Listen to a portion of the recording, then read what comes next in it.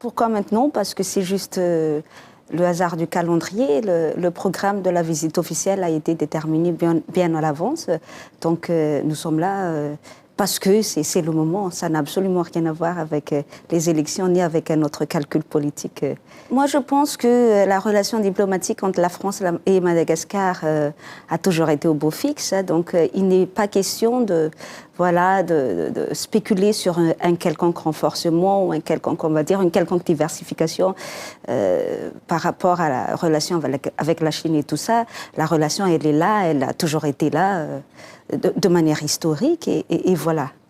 C'est une question de volonté politique et je peux le dire, je pense sans me tromper, que c'est quand même la première fois qu'un président malgache ait eu suffisamment de courage pour aborder la question avec la France et je pense sincèrement qu'il était temps. Ça fait 60 ans, comme vous l'avez dit vous-même. La dernière fois où on en a parlé, c'était aux Nations Unies, c'était en 1980.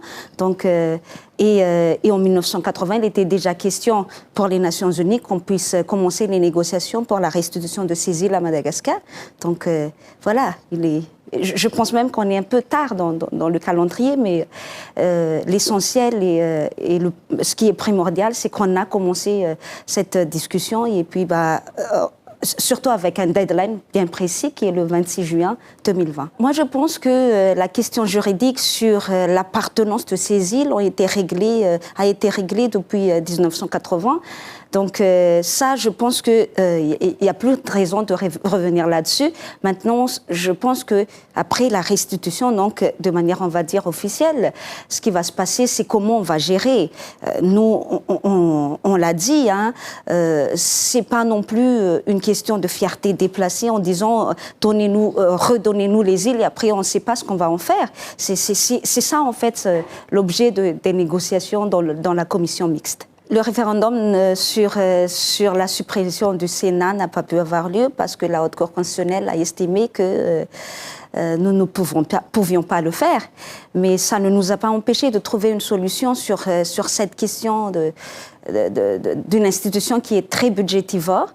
Donc on a pu prendre par voie de loi organique, par voie d'ordonnance, portant loi organique sur la réduction du nombre des membres du Sénat, donc qui est passé maintenant de 63 à 18.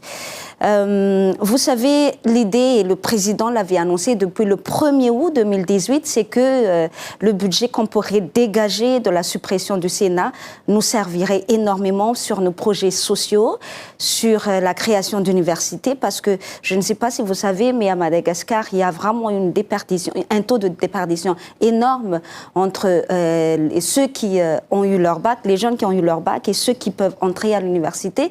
Donc vraiment, il était question de créer de nouvelles universités, de faire de nouvelles infrastructures pour les étudiants et pour les élèves en général.